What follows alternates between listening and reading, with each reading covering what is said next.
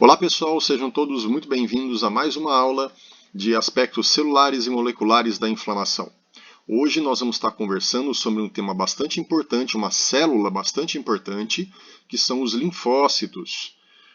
E nós vamos estar falando um pouquinho sobre a imunorregulação dos processos inflamatórios. Inicialmente, nós temos então as células chamadas células T helper.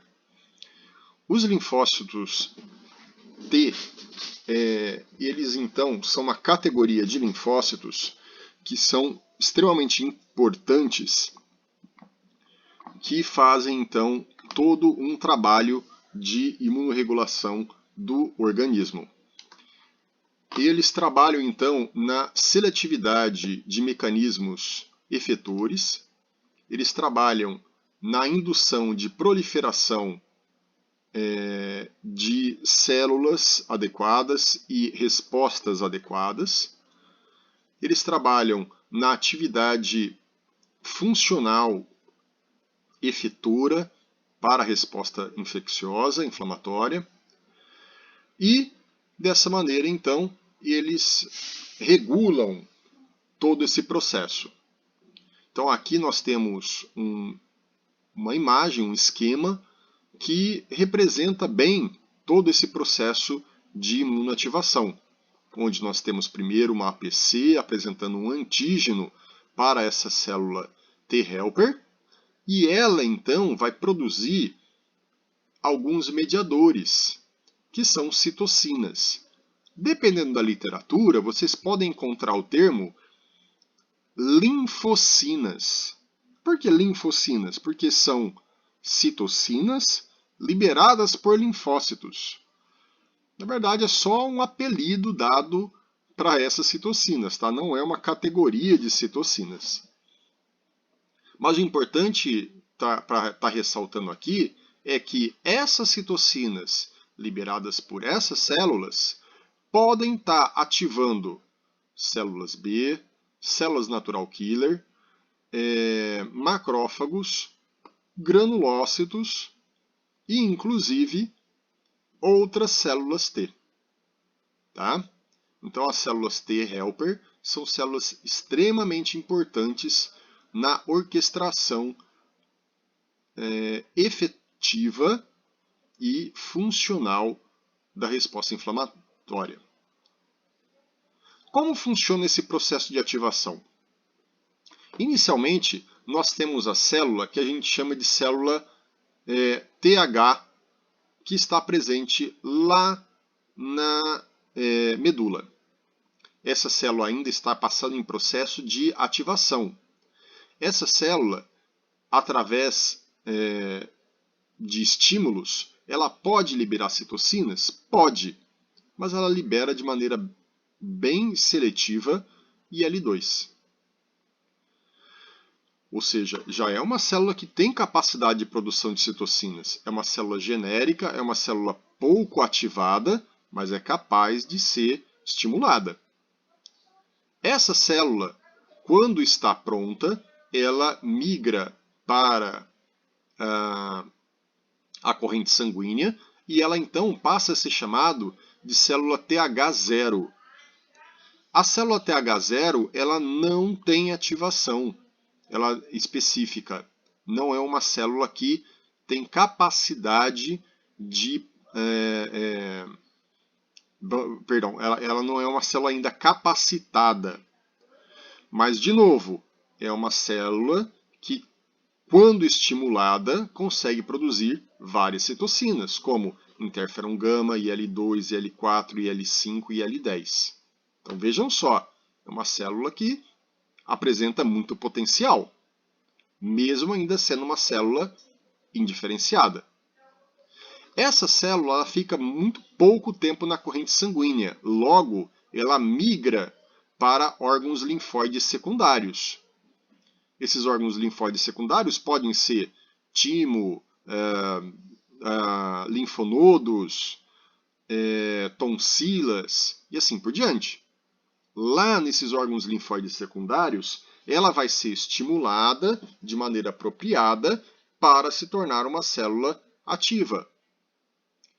Sob influência de interleucina 12, ela pode se transformar em uma célula que a gente chama de TH1. E sob influência da IL-4, ela pode se transformar numa célula que a gente chama de TH2. A célula TH1, ela produz várias citocinas, mas a gente pode estar destacando aqui interferon gama e IL-2, IL-12, entre outras. Já a célula TH2, de novo, produz várias citocinas, mas a gente também pode destacar a produção de IL-4, IL-5, IL-6 e IL-10. Estas células, elas têm um tempo curto de vida, mas quando estimuladas de maneira apropriada, elas podem se transformar numa coisa que a gente chama de célula de memória, sendo que essa célula de memória pode permanecer muito tempo na circulação ou em algum órgão específico, produzindo quilos e quilos e quilos de citocinas, quando estimulada apropriadamente. Uma célula de memória, a gente costuma dizer que ela pode permanecer viva gerando clones por até 10 anos. Daí nós temos as nossas vacinas das tríplices virais e assim por diante, né? Então, essas vacinas, elas estimulam células a gerar células de memória para permanecer no organismo, para que, num futuro, caso você entre em contato novamente com aquele antígeno, você possa ser ativado rapidamente de maneira adequada. Muito bem. Agora, então, mostrando aqui de novo a questão das células TH1 e TH2. As células TH1 e TH2, elas trabalham de maneiras diferentes. Então, as células TH1, elas normalmente têm uma ação mais efetora, mais aguda, mais citotóxica. Então, as células TH1, quando liberam interferon gama, por exemplo, IL-12 e IL-2, ela vai estimular macrófago, ela vai estimular célula natural killer, ela vai estimular um monte de células, para que essas células desempenhem seu papel para destruir, né? Então, é uma célula efetora, é uma célula mais que tem essa ação de estimular outras células de maneira mais agressiva. É uma célula que normalmente induz outras células a produzir, por exemplo, radicais livres a partir de óxido nítrico. Então nós temos várias ações específicas a partir dessa célula. Já a célula TH2 é uma célula que produz, então, mediadores como IL-4, IL-5, IL-10, e ela vai estar estimulando outras células, como, por exemplo, mastócitos, linfócitos B, eosinófilos. A ativação dessas citocinas vai fazer com que essas células sejam ativadas e, sobretudo, ativem vias enzimáticas. Elas podem, inclusive, ativar macrófagos, né? A gente já conversou sobre os macrófagos M1 e M2. Os macrófagos M1, eles são ativados principalmente por células TH1, enquanto que os macrófagos M2 são ativados principalmente pelos linfócitos TH2.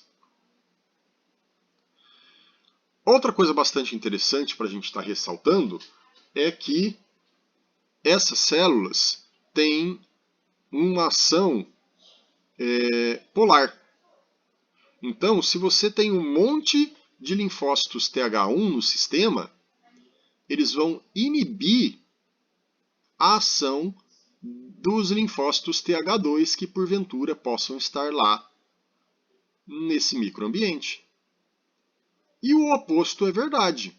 Então, se você tem um monte de TH2, ele vai inibir a produção de citocinas dos TH1. Então, por isso que a gente costuma dizer que existe um balanço entre uma resposta TH1 e uma resposta TH2.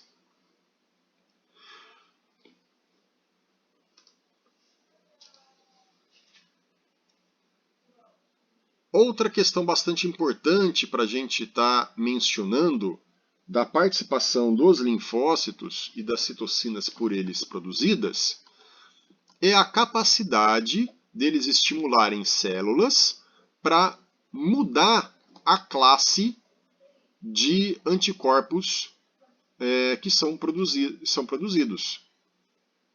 Então, essas citocinas podem ativar de maneira específica os linfócitos B para passar de transformar a sua produção de anticorpos do tipo IgM para do tipo IgG. Transformar a produção de IgM para IgE e assim por diante.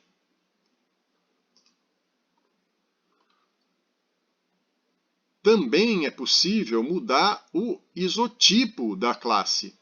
Então, por exemplo, nós temos lá IgG1, IgG2.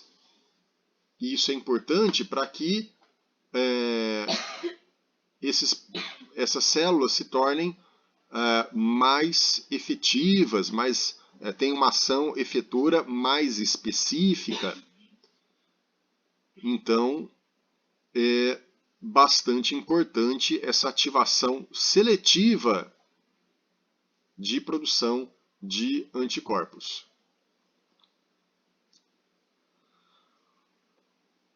Outra ação importante é que as citocinas elas podem estar trabalhando de maneira isolada ou em conjunto. Então, essas citocinas produzidas por esses linfócitos, eles podem ter uma ação sinérgica. E essa ação sinérgica pode atuar na transformação desses anticorpos.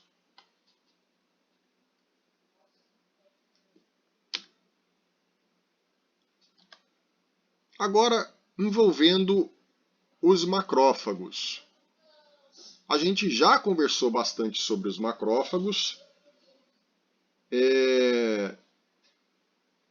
e a gente sabe da importância dessas células. Então, a gente sabe que os linfócitos, quando ativam o sistema imune, eles também vão estar produzindo um monte de citocinas.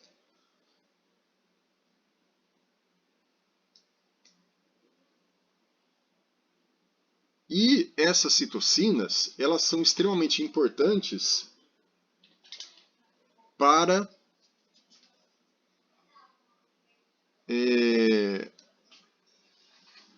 ativar de maneira seletiva a destruição de outros micro-organismos. Então a gente sabe que o macrófago ele está envolvido nos primeiros passos do processo infeccioso. E ele normalmente aparece antes dos linfócitos. Obviamente, tudo depende do tipo de resposta que a gente está trabalhando, né? Mas os macrófagos e os linfócitos trabalham de maneira conjunta para que as citocinas mais adequadas sejam produzidas e a resposta infecciosa seja encaminhada de maneira correta. Então, olha aqui. Então, nós temos o nosso macrófago aqui, ele está captando esses antígenos.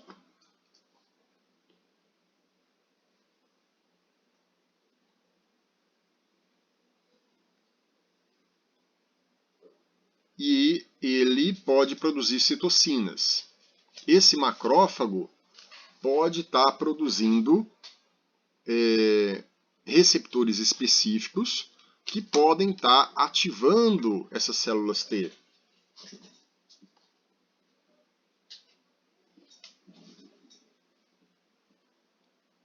Essas células T, por sua vez, vão produzir outras citocinas que vão ser capazes de ativar esses macrófagos de maneira apropriada para destruir a bactéria, para destruir o tumor, para destruir as outras células. Então, percebam que existe uma sequência de eventos para que o organismo se prepare e consiga combater de maneira adequada os micro-organismos que estão invadindo. Então, isso é uma coisa muito interessante, né? Isso é uma coisa muito legal. Mas percebam que sempre existe um timing, sempre existe um processo que precisa ser sequencialmente ativado.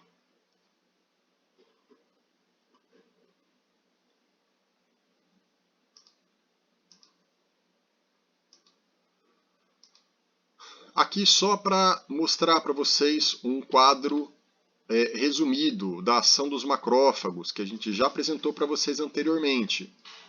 Então, os macrófagos, eles podem produzir, num primeiro momento, no processo inflamatório, IL-6, TNF-alfa e IL-1. Essas citocinas vão estar fazendo o quê? Aumentando a temperatura do organismo. E esse aumento de temperatura vai fazer um efeito pirógeno. Então, aumento de temperatura, micro-organismos normalmente são sensíveis à temperatura. E isso, então, propicia a ativação, destruição inicial dos micro-organismos. Depois, os macrófagos podem produzir IL-12 para ativar as células TH1. E da mesma forma, os macrófagos podem produzir IL-4 para ativar os linfócitos TH2. Além disso, os macrófagos podem produzir IL-1, que favorece, que estimula a apresentação de antígeno.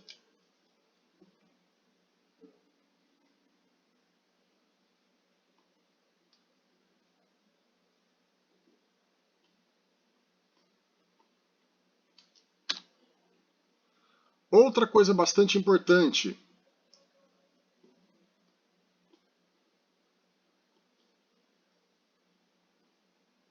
é o fato de que macrófagos podem produzir enzimas que reorganizam o tecido. Isso é bastante importante, isso a gente já conversou. Por quê? Porque as células, elas precisam transitar, né? As células precisam se movimentar. E para que a célula tenha liberdade para fazer essa movimentação, a matriz precisa ser degradada.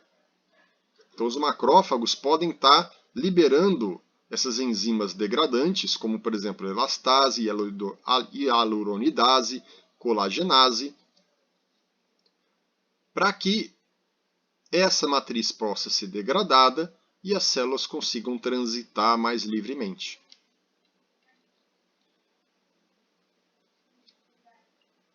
Além disso, essa degradação de matriz ativa fibroblasto e ativa angiogênese. Outras questões importantes. Macrófagos podem produzir hialuronidase, peróxido de hidrogênio, e eles têm capacidade de quebrar a proteína complemento C3 para gerar C3A. Também podem produzir interferon gama.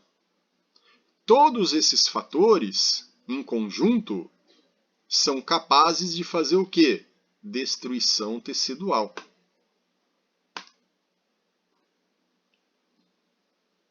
Outra questão que a gente já conversou bastante é o fato de que macrófagos M1 e M2 atuem de maneira dependente de oxigênio ou independente de oxigênio para produzir mediadores específicos para uma ação antimicrobicida.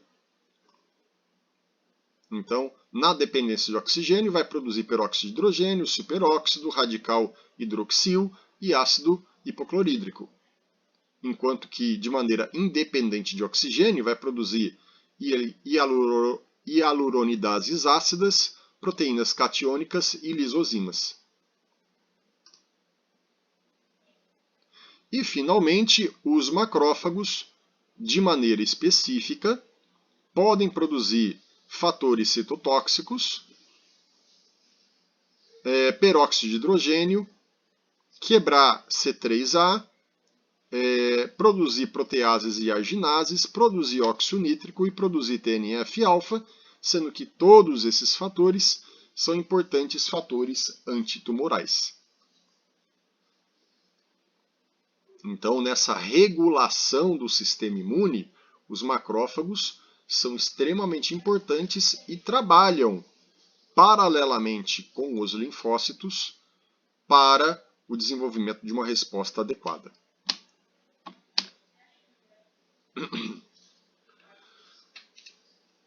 Os macrófagos, a ativação desses macrófagos pode atuar de maneira específica através de fatores de transcrição, ativando determinados genes e desencadeando novas funcionalidades para esses macrófagos. Então, um macrófago que está ali paradinho, só como sentinela, ele tem um tipo de ativação. Um macrófago que é estimulado, ele passa a ter uma ação completamente distinta.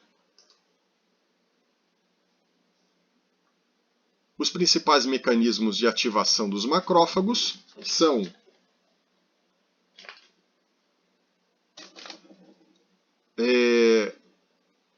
a produção de interferon gama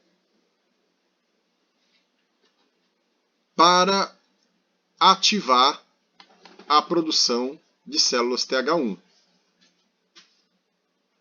Isso é extremamente importante para a destruição de bactérias, principalmente bactérias tóxicas. Essa ativação de TH1 também é importante para a ativação de TNF-alfa. Então aqui a gente pode observar os macrófagos sendo ativados a partir do interferon gama, produzido pelas células TH1. Essas células, então, vão passar a ter uma atividade bactericida para destruir essas bactérias. Assim que ela fizer isso, ela vai começar a produzir TNF-alfa, que vai ativar outros macrófagos, que por sua vez vão estar mais preparados para produzir outros produtos. Então percebam que, novamente, existe aqui uma sequência de eventos que culminam em uma preparação do organismo, culminam em desenvolvimento do organismo de maneira apropriada.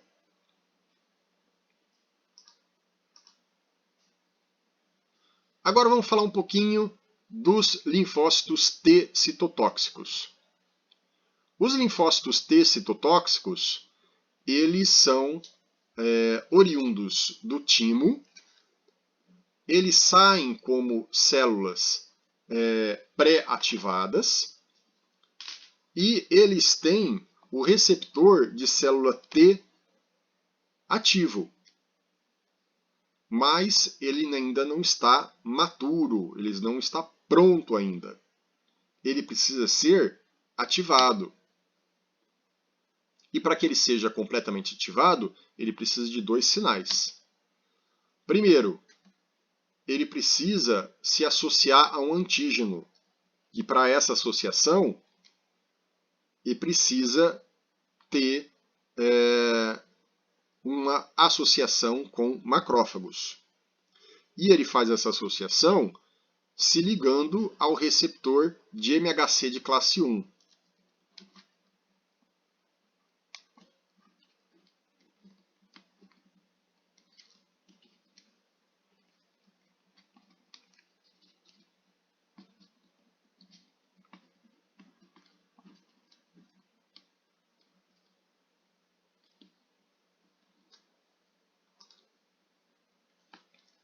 Outra questão importante é a exposição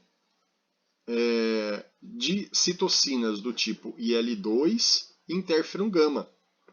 Essas citocinas são extremamente importantes para que essas células T possam ser ativadas.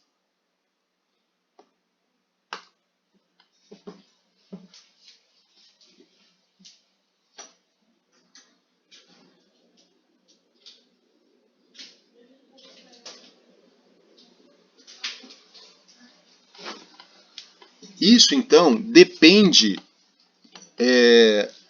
por esse quadro, a gente consegue perceber bem que o macrófago, com o seu receptor de MHC de classe 1, ativa essa célula pré-citotóxica. Essa célula pré-citotóxica vai se tornar uma célula ativa. Como? Com a apresentação de antígenos. Depois, a célula T helper, principalmente a célula TH1, vai produzir interferon gama e IL-2.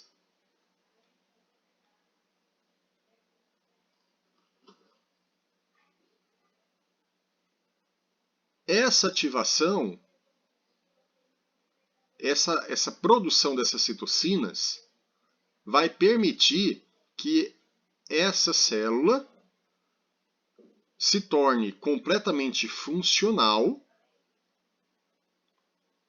e passe a reconhecer esses antígenos através do receptor de MHC de classe 1.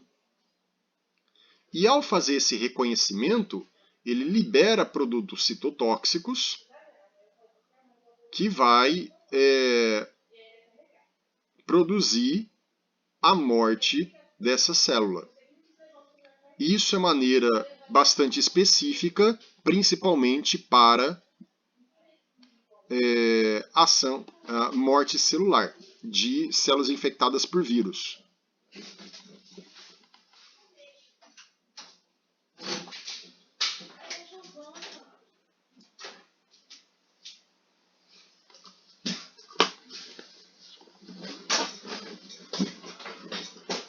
As células T citotóxicas, elas podem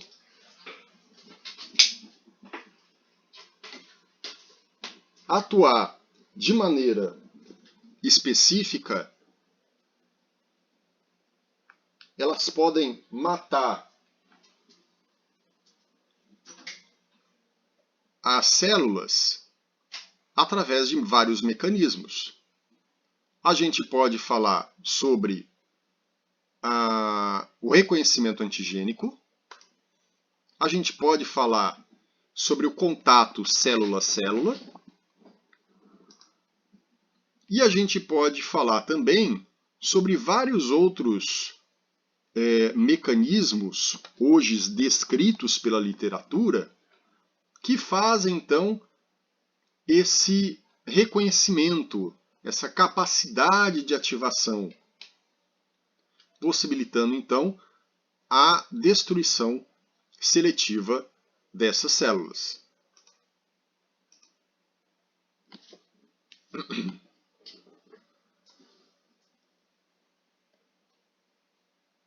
Alguns mecanismos bastante importantes para a destruição de bactérias por essas células T citotóxicas, a gente pode estar descrevendo aqui, por exemplo, com a ação de perforinas e granzimas.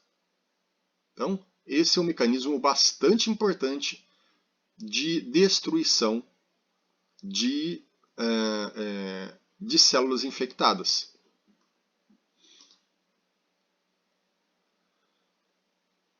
Então, a célula T citotóxica, ela entra em contato com a célula-alvo e ela libera os grânulos na superfície da célula infectada. A perfurina, ela vai se polimerizar na membrana da célula infectada, da célula-alvo, e vai criar um canal. E esse canal, então, vai permitir com que a célula estoure através do mecanismo de entrada iônica e entrada de líquido.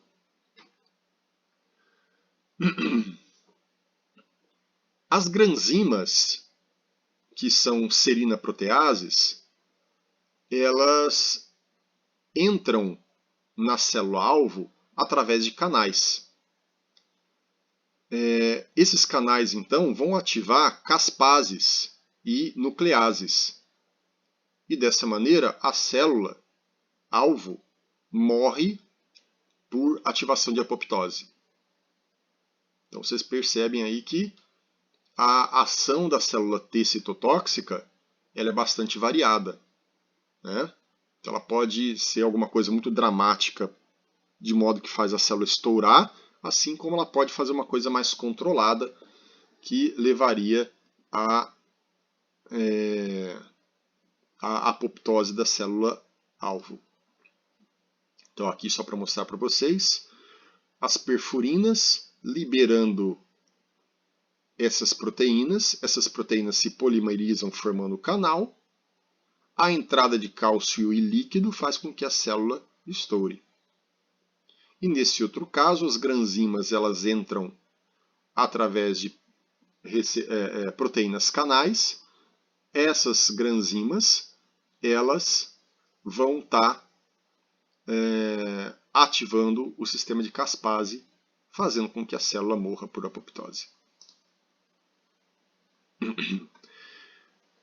Então, em ambos os casos, essa ativação vai permitir com que essa célula ela morra, seja destruída. Agora vamos falar um pouquinho sobre as células natural killer. Células natural killer elas são derivadas da medula óssea.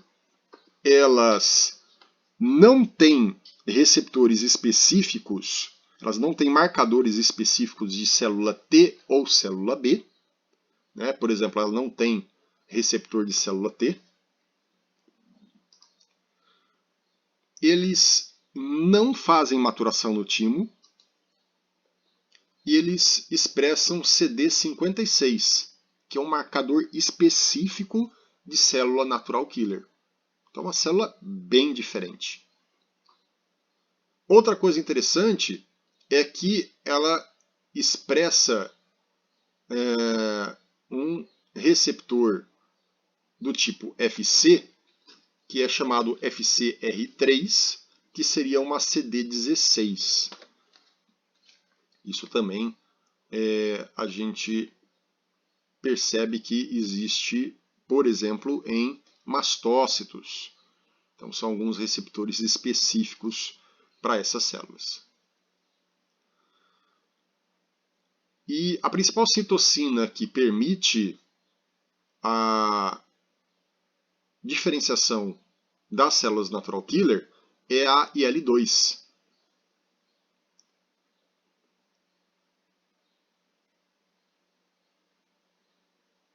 E a gente costuma chamar essa citocina de uma linfocina ativadora da célula natural killer. E aí a gente abrevia aí como LAC.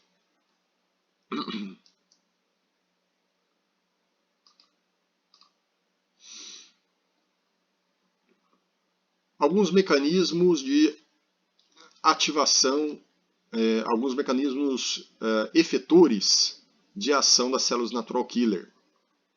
Aqui a gente pode estar falando sobre a participação dela junto com as células T citotóxicas. Então, elas vão atuar em conjunto para destruir células-alvo. Mas, uma coisa interessante é que, diferente da célula T citotóxica, ela não depende de ativação de MHC.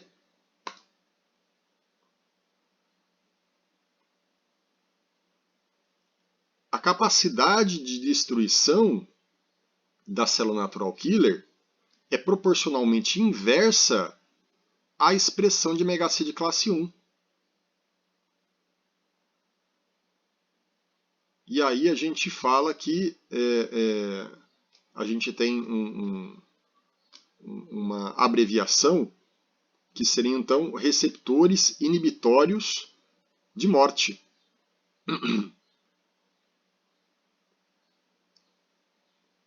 Ou seja,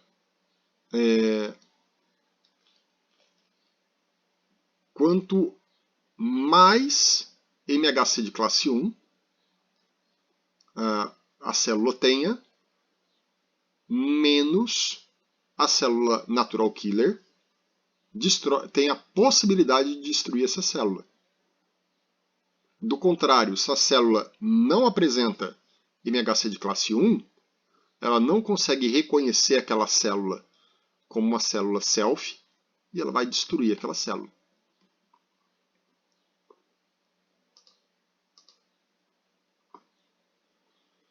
Outro mecanismo bastante interessante é quando as células estão opsonizadas por anticorpos do tipo IgG. Esses anticorpos do tipo IgG são reconhecidos pelo receptor FcR3 das células natural killer e elas então desempenham um papel citotóxico mediado por anticorpos, que a gente abrevia como ADCC. Então é um mecanismo bastante importante e efetor dessas células.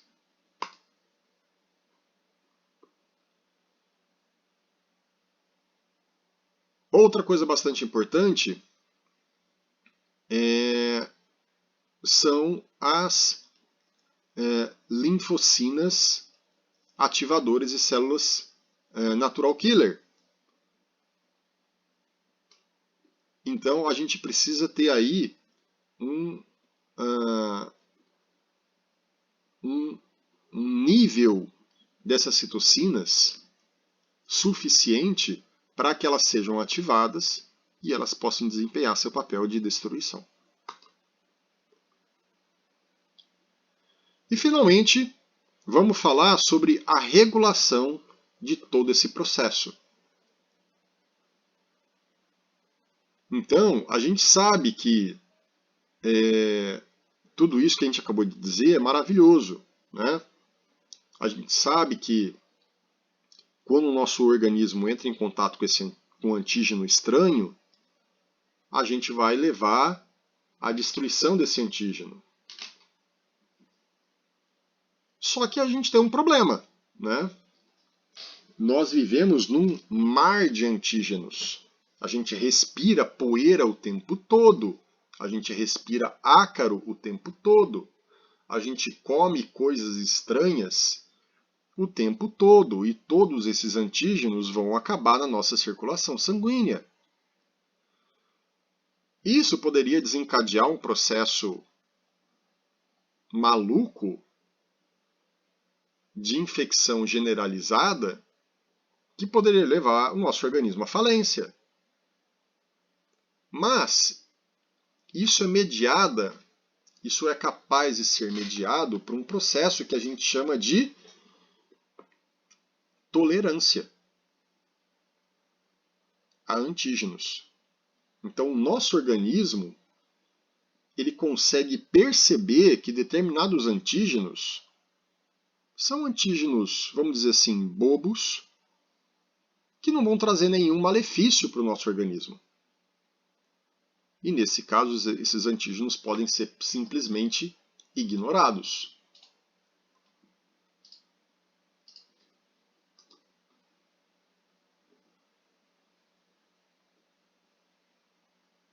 Essa ativação desses linfócitos, ela depende, então, de uma série de fatores. Se tudo der certo, o organismo se regula. Quando isso não funciona muito bem, a gente tem ativações exageradas, como, por exemplo, os pacientes que têm bronquite crônica, os pacientes que têm lúpus, os pacientes que têm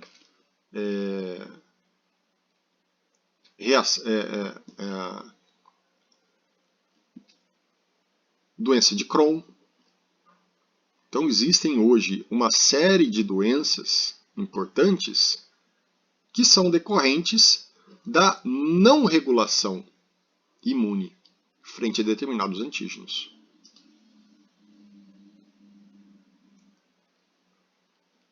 Então, mecanismos regulatórios, eles são importantes para reconhecimento, ativação e ativação da fase da resposta imune de maneira adequada.